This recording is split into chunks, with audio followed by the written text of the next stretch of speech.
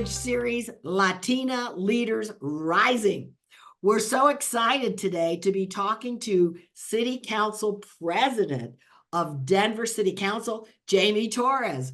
We're so proud of you, Jamie. Thank you for doing this. Anyway, I love Jamie because I've told her she's a homegrown leader. She's been here for 3 generations, and she's so committed to her community and Denver and the people she represents. But she's also an advocate and a community connector, having spent 18 years on Denver human rights and community partnerships. It's an agency in Denver that focuses on civil rights and human rights and social justice. So thank you for being. Her issues today are poverty, of course, trying to level the playing field there, equity, food insecurity, and community and civic engagement, and immigrant integration. So she's done such a great job as city council person that she ran unopposed. And she's committed to finding innovative ways of preparing people for leadership, particularly those of us who are from marginal communities. So thank you, Jamie, for all you do. And the first thing I want to know is about your early life. How did you get prepared for what you're doing today? And your parents growing up in the same neighborhood you live in today? Thank you, Juana, and thank you for doing this. It's so exciting to be able to contribute just a small story to such a beautiful narrative of what Latinos are doing around the country. So thank you for lifting everyone up in the way that you do so beautifully. Well, it's easy when you have people like you, Jamie. Yes, so I am 3 generations resident of Denver, City and County of Denver. My grandparents were both born here, and their families, though, were from New Mexico, from Las Cruces and Las Vegas, New Mexico. And they made their way up to Colorado for migrant farming. And so it ended up settling in Denver, where my grandparents were born and raised. East side Denver, west side Denver, found their way in the middle, honestly, at Auraria, the Auraria neighborhood, which we know carries such deep history for Chicanos, Mexican American families, Latinos who have grown up in Denver, because we know the history of Auraria. That Well, families tell people, because since this is national and since it's an issue that goes across the country, tell them about the Auraria displacement. So Auraria was a neighborhood, diverse neighborhood, right on the banks of the South Platte River, and they were victims of a huge flood in 1965. It was a huge flood that made the entire community vulnerable, but it was also gave the city opportunity to eminently domain the entire neighborhood to make way for a college campus. So most of those families by that time, by the late 60s, early 70s, were largely Latino, Mexican American, Chicano families. And so they got dispersed out to other parts of West Denver. But I think this was the old Auraria neighborhood was where my grandparents met. The church is where they married. And they ended up living in a couple different parts of Denver before buying a home and settling in on the west side in the Villa Park neighborhood. Well, I And love the fact, because my parents also were able to buy a home. It was $10,000 way back in the early 50s. And I love that you exactly. mentioned that, because that's what we need to do as leaders today, because we know our young people and our working class people can't afford a home anymore. And simple people had a home back in the 40s, 50s, 60s. I think people don't realize that. They absolutely did. You said 10,000. I think my grandparents bought that one for $16,000, and they had a ton of work to do on it. It was not, a shining gem of a house Mansion. at the time. And my grandma often talked about getting loans or grants from Denver Urban Renewal or different organizations to help fix the electrical system, the plumbing system, the basement. I remember it always flooding when I was a kid. Like there were, but these are also this is what also kind of we pivoted our entire family around was her home. The Yeah. kitchen, the living room, the yard, like everything is a memory for me. My mom got pregnant with me in high school. She had me before she even graduated. She was still had her senior year to complete. She's a graduate of West High School. And we moved in next door to my grandma. So it was such a place Wow. for us, right? was that street, that connection, and being next door to my grandma gave us a huge opportunity to grow up with multi-generational connection, with that level of support.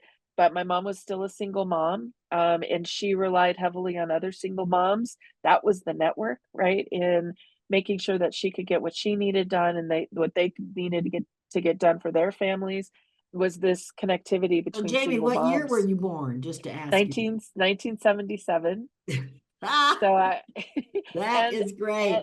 and I will say, and this is totally the timing is perfect, because my name, Jamie, actually came from my mom flipping through the TV guide and coming across the Bionic Woman. Her name is Jamie Lee Summers. And that's where she got my name. Oh, wow. So you Yeah. were slated to be a superhero before you were born. I think it was that projection, right? If Yeah, you will well, it, it it will worked, girl. happen. It worked. I think your mother had a plan here. She absolutely had a plan. So So who she in your family got to live to see you become a city council person? grandma got to vote for me. Your grandmother got to vote for you. Oh, how fabulous. In my first election in 2019, she got to vote for me. And that, being able to do that with her and to include her in the work that I was doing. I mean, my family is somebody who took such pride in everything that we did and all the accomplishments that my sister, me, my cousins, we all did. It was an incredibly kind of warm, supportive space for that.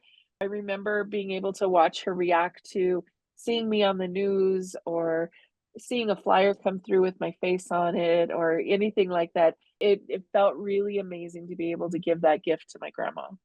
Yeah, and I always, when I talk to really like immigrant parents or people that are really struggling, I say it's okay because you have a vision for your children and it will come true. And I think so many of us Latinas, like we stand not only stand on their shoulders, but we were actually groomed for this, right? We were actually groomed to make a difference, to contribute, to keep our families together. And what I want to say for folks that, don't have that kind of family connection, you can still, do that by being involved in the community, by knowing your neighbors, by getting involved in the neighborhood association, because this whole concept of community that we grew up with, I grew up in a family, turn it over, of course, because you can't stay there. But, let's go back to two things. One is the anthropology degree. I hear the listening, the observation, also the connecting that you have between the past and the present. But why did you choose anthropology? That's such an interesting, for a public servant to be an Sure. anthropologist. Well, I will tell you, I had no idea I would end up being a public servant in the way that I am right now. So, the path for me, I thought, was going to be in research and teaching. And so when I switched my major to anthropology, it was because of what I was exposed to while I was in Mexico, and that I wanted to spend more time exploring this curiosity that totally got a fire lit under it, of who we are as descendants of Mexicans, descendants of Mexica, descendants of these amazing indigenous communities. What does that look like now? And so I finished a cultural anthropology degree at Colorado College. I went and did a fellowship at the National Institutes of Health. And then I came back to Denver to do a medical anthropology graduate degree. And I was interested in this intersection between. But this seems like a different person. I know, it doesn't sound like city council president at all. Yeah, I love this. I have to hear about this transition and what happened. It what I was doing in medical anthropology was really understanding how do we interact with systems. Because you could go a lot of different ways in medical anthropology, but I went the realm of how do we interface with hospitals, with illness, with health systems, and especially us as Latinos. I did my whole research on how Latina heads of household make decisions when they're type 2 diabetic, and they live in a rural community. So I went down to San Luis Valley, and interviewed women there for 2 months before I graduated. Um, how And did what that did you find transition? out, by the way? They make decisions based on their preferences and their decisions as women with type 2 diabetes. And this was in contrast with a study that had been done in Florida, of Cuban and Puerto Rican women who make decisions based on the family desires as opposed to their own individual desires as Latina matriarchs. And so, that could just be the San Luis Valley community. It could be how Colorado women are culturally oriented, Well, but it was an it could also interesting be addition. rural because in Could that also be rural. situation, you don't have as many connections in a sense. Um, Correct. but that's really interesting. So how did this catapult you to public life? So, basic needs, right? Something I'm must in have pissed you off, is what I'm thinking. No, it was really opportunity. It was really opportunity. And here's what I'll say about everything that started from either when my grandmother and my grandfather started their family or my mom got pregnant as a young kid. They taught me adaptability, and that's one of the things that I think has helped me take advantage of little things along the way that really opened up doors. And so when I was in grad school, CU Denver, medical anthropology, I needed a job to live. I was a grad student, but I still needed a job. I could not do one at a time, right? And I started working for the city and county of Denver, and I was placed in the Agency for Human Rights and Community Partnerships. So I started working for So, a oh, by the civilian. way, to me, this is destino. This is Yes, destiny because we talk a lot right? about, I talk a lot with Latinos about personal purpose and being in sync with your background, your skills, and what you want to do with your life. This was not an accident. I feel that, and I can't help but think that we walk paths, we meet people, see doors, open them ourselves, or somebody helps us through. That's absolutely what happened here. I started working in the Agency for Human Rights Community Partnerships in 2001. I stayed because it was interesting work. I was getting exposed to things that my city did that I didn't realize they did. And that was work with people with disabilities, with communities of color in Denver, and for me, my work was around police and community interaction and conflict, frankly. And so I worked for the Public Safety Review Commission. I was an admin for that. That's where I met Adrian Benavides. I met Roxanne Baca. I met some amazing Latinas who were volunteers on these boards to teach me about what activism was looking like in Denver at the time. Wow. So The you had some mentors. Yeah, and demonstrations, right? I worked for a woman named Rose Ceja Aragon, who talked to me about like city employees, no matter what city they're in, you can be labeled a bureaucrat, you can be labeled a public servant. I think at the root of all of it, you care about something happening in your community. And for this line of work, it was people who had complaints, right? Of either being discourteous interaction with a police officer, one that involved abuse, and wanting somebody to hear that story. And that was what this entity was. Then we had some really serious issues take place in Denver. Paul Childs, Ismael Mena, Frank Lovato, These were all all police brutality issues. yeah, these were all killed, people who Yeah. were killed in the community. And that body reformed. There was a huge reform to turn it into something strong. That was my opportunity to look at what I was doing and wonder, am I doing what I need to be doing for my city? And I was working for Lucia Guzman at the time. She was the director under Hickenlooper, who was mayor of Denver at the time. And she supported me in my petition to create an Office of Immigrant and Refugee Affairs. How old were you then? So I was 27. Yeah. Yeah. That's really interesting to me because our young women that are listening, yes, go for it. Yeah. It doesn't matter your age because I know when I got out of graduate school, I was doing state work with young leaders and training young leaders and helping them start youth initiatives.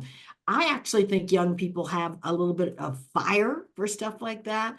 And the reason I like intergenerational leadership is because young people keep me motivated on what can be because they're Yeah. starting their lives and they want to start new things. I mean, for you to have started an agency for your city at that age is pretty amazing. So again, I think ding. And it was Your fun. purpose is just It was fun. It engaged me. But I was the only staff person for that office for almost 12 years. wow. And because this was also a time when we were being attacked at the federal level as a sanctuary city, with all these labels, because we cared about immigrants in our community. We cared about refugees, who we've been receiving since 1980. Like, this was not a new thing, right? But we never seemed to be able to get out of this kind of mythology space that that immigrants are a danger to society. We depend so heavily on immigrants and refugees for revitalizing communities in this country. And that became the thing that I became really passionate about, uncovering more kind of partnerships and projects to take us in that direction. Wow, I'm so happy about that. So, if we fast forward, Denver and Colorado are still sanctuary cities and states. And we've actually had, like, I think 40,000 immigrants come in with all of the changes that have gone on. I think that's really an amazing feat for you, that you've been in this work for so long, and that we're still seeing the fruits of it, because we're We still are. making that stance that immigrants count. And the other thing you talked about was working with the police. I'm sure you're still doing that. Yeah. Yeah, Right? absolutely. Absolutely. And it was, I think, being able to see day to day the decisions that get made in the city and who they get made by, that really kind of turned the tide for me to decide to run for office and to be on Denver City Council, because you can see firsthand how important local decisions are and how quickly they affect our residents' lives. So, if we want cleaner water, better parks, more amenities in parks, healthier kids, it is a really local place to have that conversation. Right. They say all politics are local. It is. And but what really interests me about your life is how it organically kept growing into Mhm. you doing this, which I think is a great lesson for leaders. That if you keep doing your job and you keep doing the best you can, it'll start opening up. You'll have greater impact, and you'll be prepared because you Yeah. have taken the steps, to be able to do that. So then you decided to run for office. And what was that like for our folks that might be thinking about, maybe I'll run for office? It was a leap of faith, because I never had envisioned myself as political person, as a final decision maker. I was very much the COO of everything that I was doing, right? And that was a comfortable space for me. But I also knew, I know a lot about my city. I know a lot about how this government works and how it doesn't work. I can be really useful to my community, if I did this work. And it was getting really exciting to also think about, I could just focus in on the neighborhoods of the West Side. Like, that was exciting to me as well. I was looking at citywide immigrant integration in my job. To be able to focus in on 8 to 10 neighborhoods and what we could be doing there was really, really thought provoking. So you do a lot of community meetings. We do a lot of community meetings. We do a lot of partnership development. The one thing that I know about West Denver and am really grateful for is we have a lot of nonprofits, and these are by necessity, right? You created one of the most important nonprofits for Hispanic women, Latino women in Denver, Mi Casa. They're in my district now, and you see the impact that nonprofits are having, and they go to where community is. And so the fact that I have a lot of really valuable and important nonprofits doing work in District 3 also means the work is in District 3. And so that's what makes my district so active, so vibrant. We have so much going on. And as you look at your career on city council, what would you be the proudest of? What would be something that you said, wow, that was a challenge, but it really made a difference? Yeah, I think I came in prioritizing, how do I make this city more livable for working families, knowing how expensive it's getting, how much of an effect gentrification is having I on our don't call it families. gentrification, by the way. I call it whiteification. It is, and it is You can economic. quote me on that because I work for I myself. and ethic, but it is economic as well, right? Yes, of course. And so the proudest things that I've done to get across the finish line, a civil wage theft law for Denver. And it's pretty A unique. civil, So wage theft is something that happens across the board in almost any sector. And what it can look like, one is, it can look like not paying your employees overtime. It can look like, I can't pay you this week, I'm going to pay you next week. It can look like just reduced wages, or straight up I'm not paying you for the work that you Or did could this it week. be that I'm only gonna have you for 20 hours, so I don't have to pay any kind of benefits? Or give you Correct. any kind of sick leave or anything like that? Correct. And it's rampant, and it's not just the construction industry, it is in kinship care, it is in hospitality, is in restaurants. Wage that happens across the board at $1 billion kind of factor across the country. And those Isn't workers, that is such a strange thing for Latinos. You know, I saw a study that Prudential made on Latino businesses, and Latino businesses actually pay more in benefits than corporations. I mean, because part of yeah, our value system, I mean, we all want to live well, but not at the expense of others, right? right. Or live at such a high level that we're not, you know, that other people don't have.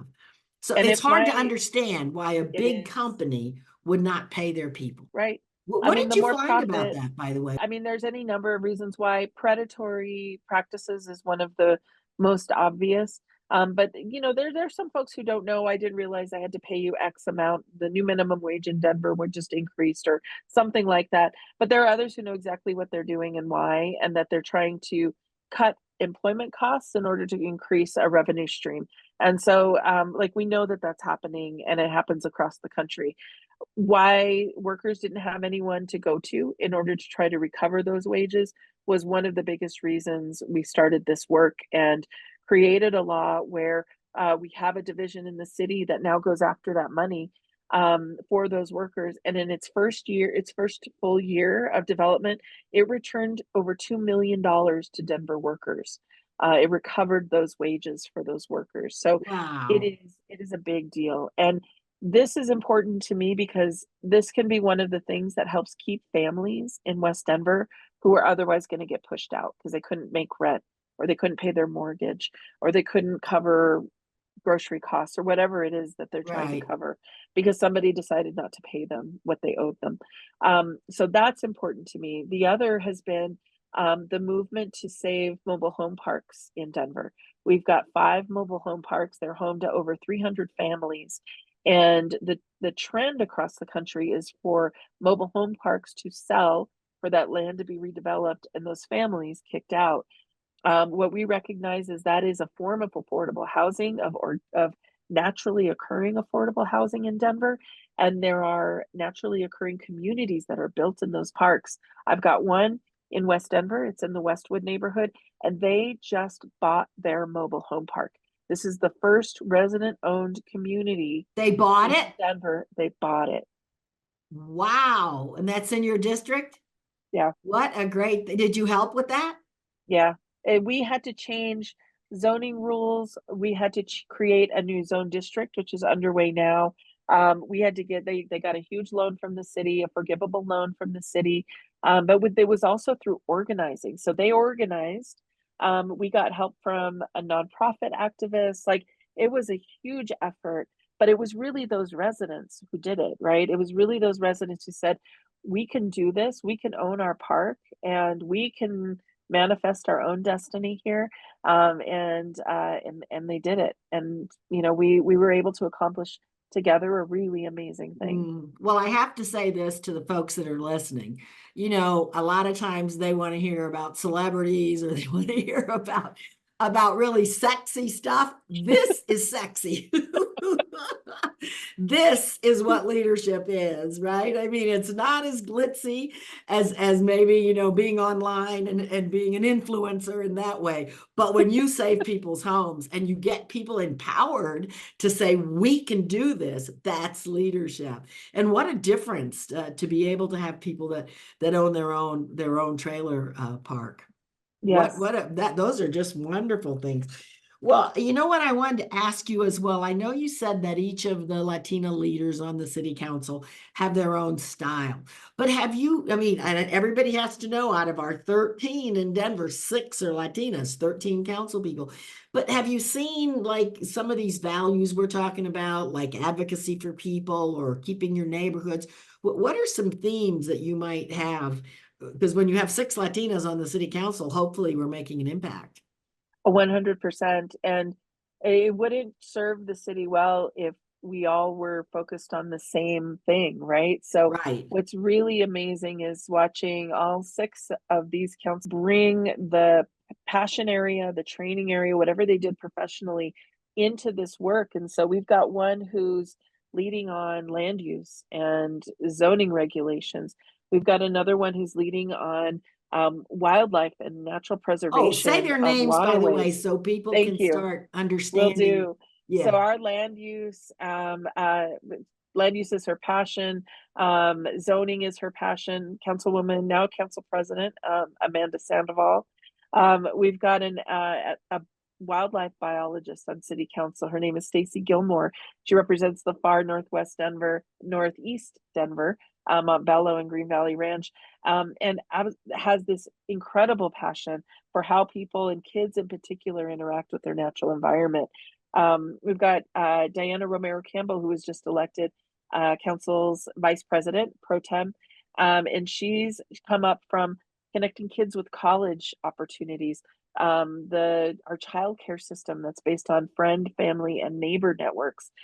We've got Councilwoman Alvidrez, who represents Southwest Denver, and her background in small business and construction and development and being a daughter of immigrants, I think is one of the most amazing lenses that she brings to all of this.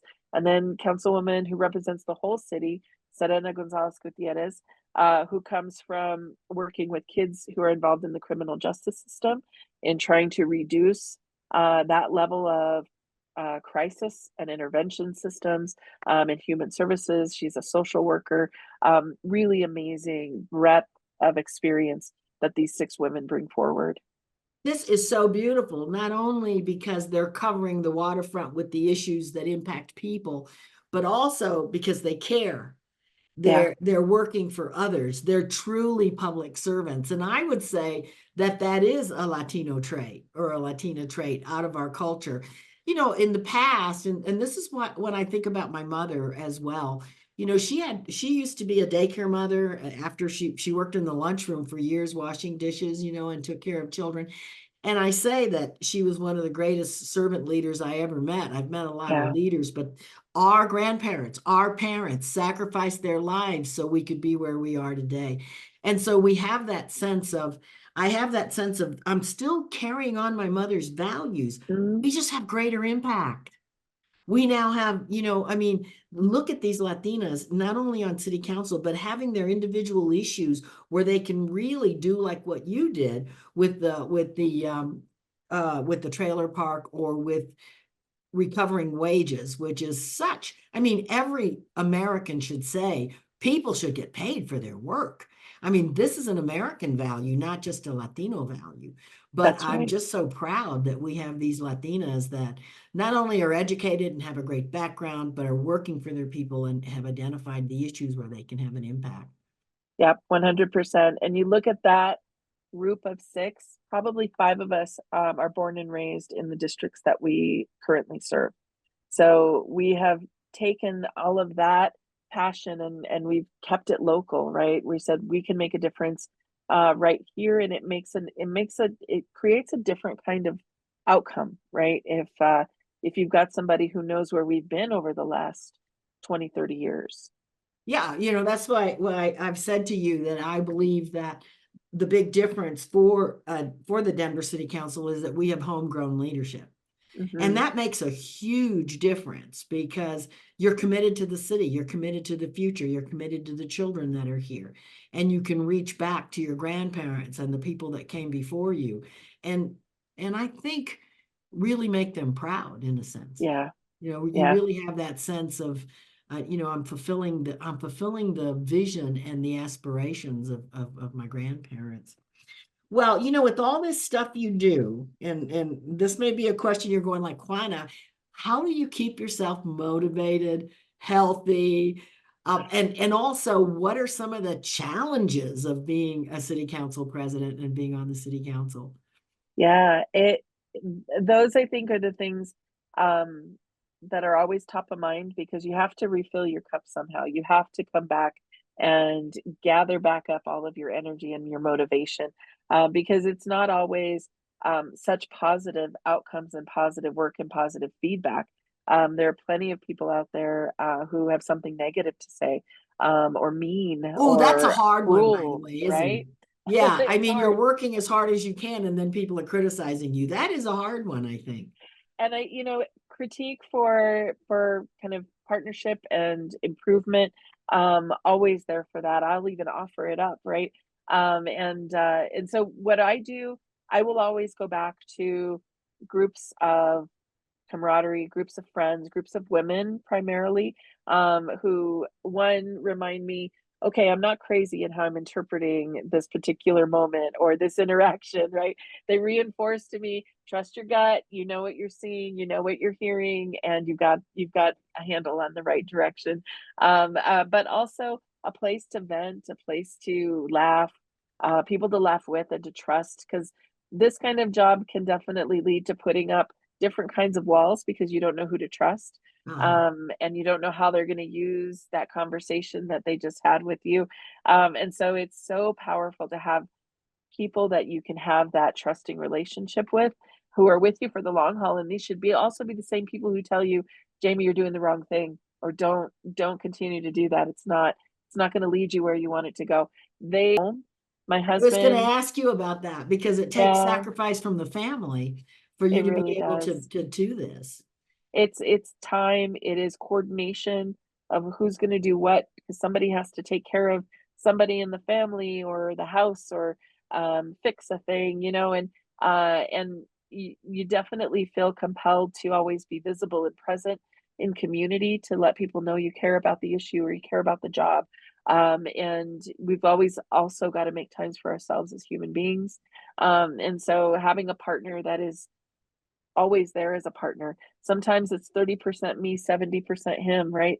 But we're always there for each other, and that makes a huge difference.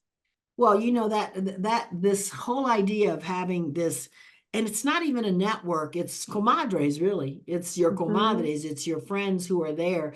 And it doesn't matter what you do with your life, they're always going to be there Yes. to give you that sense of support and that sense of honesty, but also just for you to be able to vent and talk. And this is what's difficult for me. And then the second thing, having a partner is so important. How did you two meet, by the way? Through friends, almost 17 years ago, 18 years ago now. And we were young in our late 20s, and we just had friends in common. He worked for a local newspaper. I was working for the city, and just interacted. People were Denver's small. You know how small Denver is. Everybody knows everybody else eventually, and so that's how we met. And we just found that we had a lot in common, and it just grew from there. And he comes from a really wonderful family from West Texas, and who he was more politically involved at a younger age than I ever was. And so when Yeah, I you ran have for to have office, somebody who he was supports the ready to go. political Yes. involvement. Oh, he was Well, thrilled. that's just wonderful. And that's his name. And Jaime, you already know I why keep this is telling you, you funny. got to tell people, say people's names. His name is Jaime Aguilar. Um, Heidi, thank you for yes. taking care of this beautiful woman and allowing her to serve her people and to make such a difference in our city. So, what is next for you? Because you know what I want. Well, I still have I 20 want years you to run for term. mayor. You know Oh, that. I think there's always a lot at stake, and I've got to think about it. So I'm not president anymore. I just passed the gavel on to the next To council another president, to Latina, another Amanda Latina, Sandoval, Amanda who Sandoval. also was raised in Denver. Yep. And she's doing amazing already, and it's just been 1 week. And I want to be able to look at the landscape. I could run for another term on city council, but I'll always serve this city. There's way too much that's important here, that's an opportunity here that I care about here, to ever think that I just vanish after a time on council. Right. Well, I do think my observation is, and we won't get too deep into this, that Latinos don't take the top step. In Hmm. other words, they don't run for senator, they don't run for mayor, or you know what I mean? Even though they're the most qualified. Yeah. I think there's something in our DNA that maybe we want other people to take a chance, or maybe we don't have that vision of ourselves as, because we've had 24 years of Black mayors in Denver and only one fabulous Frederico Pena, mayor in the 90s. So I don't see Latinas and Latinos. I mean, it's happening. Like we've got 6 on city council, Well, but I'm saying the next step, yeah, which would be the mayor or the somebody governor. somebody had to talk to me about that, to even get it in my brain that That you I could be mayor. that I could be a council person, that I could be mayor. Like it is, we do have to be pushed, but Yes. it's there when we see ourselves there, and we see that we don't stand there all by ourselves. And that, I think, is one of the things that becomes such a decisive factor for us is, do I have not just what it takes, and do I know enough, but do I have a network that is going to bring success to that space? And I think that that takes conversation and encouragement. I do think that if you look at marginalized communities and communities that haven't had this kind of power, that really and truly you're ultimately qualified. Yeah, I mean, there are a lot of people that run for office that do not have, it's your true. background, your abilities, the successes you've had, and the changes in public policy, the ability to work at all these different levels. So count me in as your network, count me in as your team, and I'll be writing those checks and doing those fundraisers and everything else, because we need a Hispanic woman mayor, not just in Denver, but in many of our cities. In many cities, in as our reps in Congress, and our Yes, senators, and yes, yeah, absolutely. yeah. Well, Jamie, do you have any parting words for young Latinas again that want to run for office? I think you take a leap of faith, and you bring people with you who can help chime in and give you guidance, because nobody knows everything about everything already, right? We learn as we go, and it is really, I think, the success comes from caring about who you are and who your community is, and how you can help them get to their next level of success. And I want to say that in leadership, to surround yourself with the right people and to surround yourself with people who know and have knowledge and to be able to delegate to them, that's how you can run big systems. So I like the way you said that because you were talking like a mayor. Anyway, everyone, happy Hispanic Heritage Month.